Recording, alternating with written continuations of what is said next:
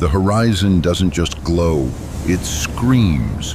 For 3 centuries, the gray waters of the North Sea were not a boundary, but a hunting ground.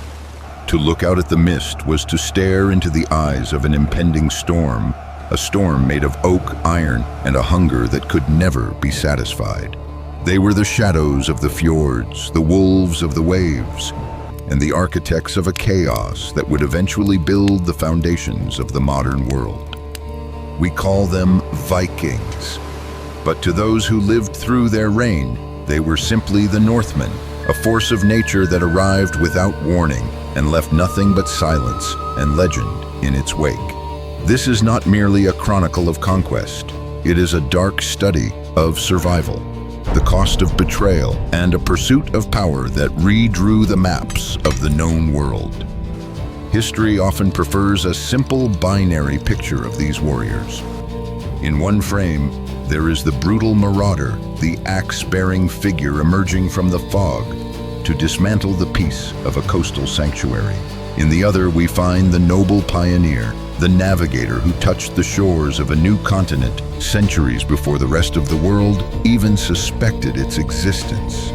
The reality is far more complex and significantly darker. These were men and women forged in a landscape of unforgiving ice and extreme scarcity. Scandinavia was a land of haunting beauty, towering fjords and the dancing lights of the aurora, but it was also a land that offered very little to eat. Poverty and the brutal cold created a specific type of human, one who had to be stronger, faster, and more calculated than the land itself just to survive. They did not choose the path of the sword out of simple malice. They chose it because the ice left them no other door to walk through. The catalyst for their explosion onto the world stage was a piece of technology that fundamentally shifted the balance of power in the medieval world: the longship. It was a marvel of engineering, a vessel that could dance across the crashing waves of the open ocean and yet navigate the shallow, winding veins of inland rivers. This was the stealth predator of the 10th century. Its shallow draft meant that no village, no matter how far inland, was truly safe. It allowed the Viking tribes to strike deep into the heart of territories that believed they were protected by geography. They didn't just strike the coasts, they sailed into the very heart of kingdoms. This mobility created a psychological terror that paralyzed entire populations. When the carved dragon heads appeared on the riverbank, it was already too late to flee. The rhythmic sound of the oars hitting the water was the heartbeat of an approaching doom. The first major shockwave hit the shores of England at the end of the 8th century. The event at the monastery of Lindisfarne wasn't just a theft of gold, it was a violation of the sacred that shattered the medieval psyche. To the people of that time, these raiders weren't just men, they were perceived as a divine punishment, sent by a sky that had seemingly turned its back on the faithful. But the Northmen didn't just want the treasures of the church. Eventually, they wanted the soil itself.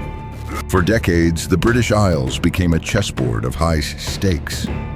The invaders carved out a massive territory known as the Danelaw, where the customs of the North superseded the laws of the local kings.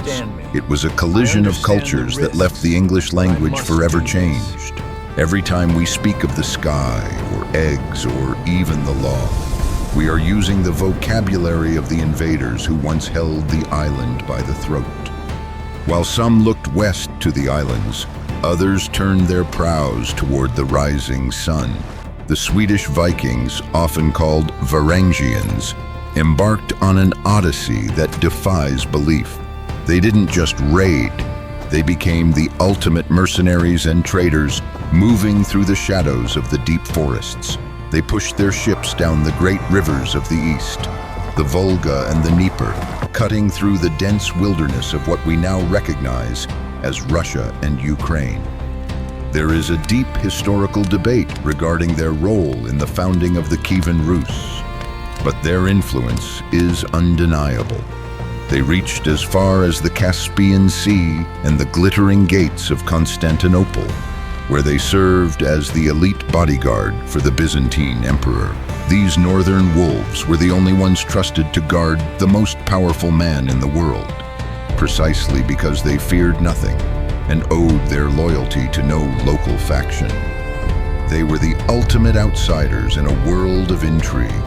But perhaps the most chilling tales come from the edge of the known world, where exploration was often a result of exile and blood feuds. Take the case of Eric the Red, a man whose reputation was as fiery as his name. Banished from Iceland for a series of killings, he sailed into the unknown and found a massive, icy landmass. This ice is In hard, what might be but we history's are first harder. instance of deceptive Today, marketing, we sail he for named vengeance this frozen and for wasteland Greenland to entice others to follow him into the void. Life there was a brutal struggle against the elements and the apex predators of the north. The polar bear wasn't just an animal to them, it was a monster that required multiple hunters just to stand a chance. It was a life lived on the razor's edge, where one bad winter meant the end of an entire lineage. Eric's son, Leif Erikson, went even further, driven by the same restless spirit and perhaps a need to escape his father's shadow. He pushed his ships across the Davis Strait to a land he called Vinland. Archaeological evidence at Lans Os Meadows confirms that Viking boots were already treading on North American soil half a millennium before the Age of Discovery truly began. They built settlements and attempted to carve a new life in the New World, but they were few, the distances were vast, and the resistance from the indigenous inhabitants was fierce. This was a frontier too far, even for them. Eventually, the wilderness reclaimed their longhouses, and the story of Viking America faded into a whisper, a secret kept by the wind for 500 years, until the earth finally gave up its secrets. The most transformative moment in the Viking saga, however, didn't happen on a remote battlefield or a new continent. It happened in the heart of France, through a cold calculation of power. For years, the Northmen had sailed up the River Seine to lay siege to Paris, treating the French capital like a personal vault. The French king eventually realized he couldn't defeat them, so he decided to integrate them. He struck a deal with a formidable Viking leader named Rollo. The terms were stark. Rollo would receive a vast territory in northern France. He would adopt the local religion, and in return he would protect France from all other Northmen. Rollo took the deal, and the land became known as Normandy, the land of the Northmen. This was the ultimate pivot of the Viking spirit for the sake of power. Rollo stopped looking back at the fjords and started looking forward to a throne. His descendants, the Normans, would become the most formidable knights in Europe.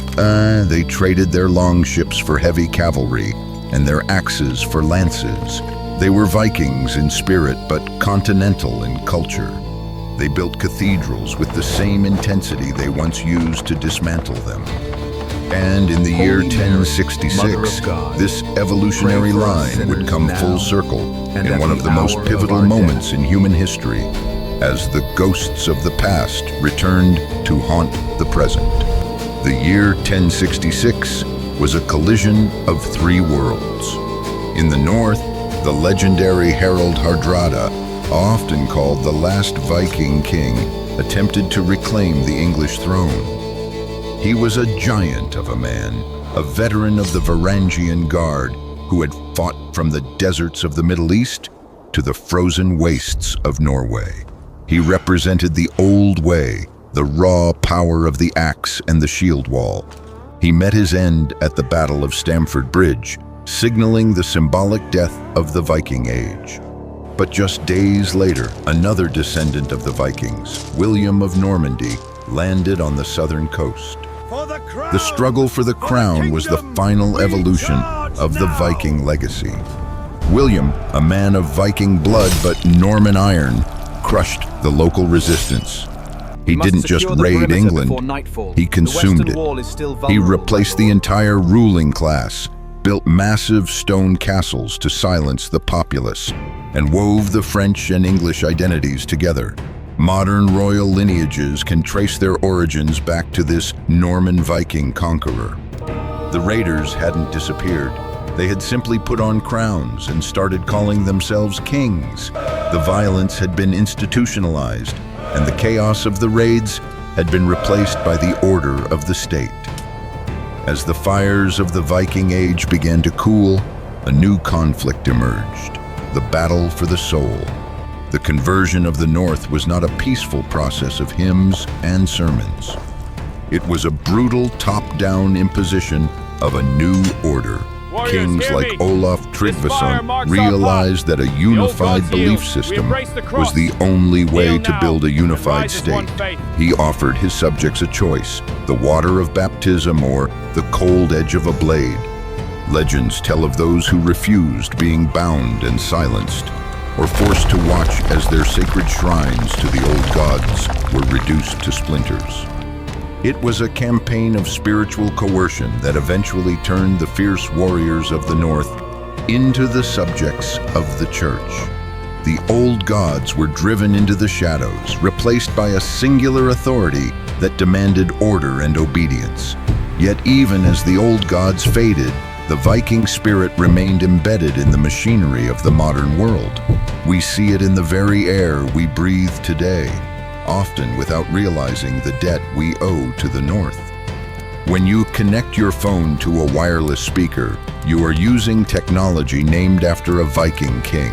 Harald Bluetooth Gormson was famous for unifying the disparate tribes of Denmark and Norway. The logo itself is a combination of two ancient Viking runes, his initials. The man who lived 1,000 years ago is the patron saint of our digital connectivity, a silent bridge between the age of the longship and the age of the internet. The legacy of the Northmen is a story of profound contradictions. They were the ones who brought the medieval world to a fever pitch of tension, yet they were also the ones who mapped the globe, opened the trade routes that connected east to west, and established the legal structures that define the modern West. They were a people of the fringe who moved into the absolute center of power. They were a culture that didn't leave behind massive libraries of philosophy, but instead left their mark in the bloodlines of rulers, the grammar of our speech, and the restless, exploring spirit of the human race. They showed us that the world is not a static place, but one that can be seized by those with the will to cross the horizon.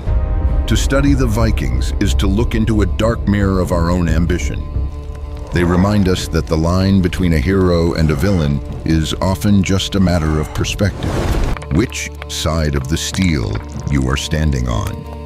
They were masters of the calculated risk, individuals who understood that the greatest danger was not the storm at sea, but the stagnation of staying home. They were the ones who dared to cross the horizons that others feared, driven by a hunger that turned a group of impoverished tribes into the masters of a continent. Their story is a reminder that history is written in struggle, but its echoes are heard in the very words we use to describe it. The longships are gone, rotted away in the soil or preserved in the quiet of museums, but the wake they left behind still ripples through history. Every time we look at a map of Europe, every time we speak English, and every time we celebrate the spirit of discovery, we are acknowledging the ghosts of the North. They were the dark thriller of the medieval world, a saga of iron and an unyielding will to be remembered. And 1,000 years later, we still haven't forgotten. The silence of the fjords is deceptive. If you listen closely enough, you can still hear the rhythmic beat of the oars against the cold sea, carrying the Northmen toward a future they helped to create. Their fire has not gone out. It has simply changed form, burning in the restless heart of a world that refuses to stand still. The question remains whether the Viking Age truly ended or if it simply went underground. We see their influence in the structures of our cities, in the names of our days, Tuesday, Wednesday, Thursday, and Friday all belong to their gods. We see it in the restless drive of modern exploration, the need to push past the next boundary regardless of the risk. They taught the world that the sea was not a wall but a highway. They taught us that identity is fluid and that a raider can become a king if he has the vision to adapt. The transition from the axe to the scepter was the most successful disguise in human history. In the end, the Vikings were not just a chapter in a history book. They were a fundamental shift in the human story. They forced a stagnant Europe to wake up, to fortify, and to innovate. They bridged the gap between the ancient world and the dawn of the modern era. They were the catalyst that forced the world to grow larger. Their ships didn't just carry warriors, they carried the seeds of the globalized world we live in today. And though the dragon heads no longer peek through the morning mist, the spirit of the Northmen remains, a cold, sharp reminder that the world belongs to those who are brave enough to sail into the storm.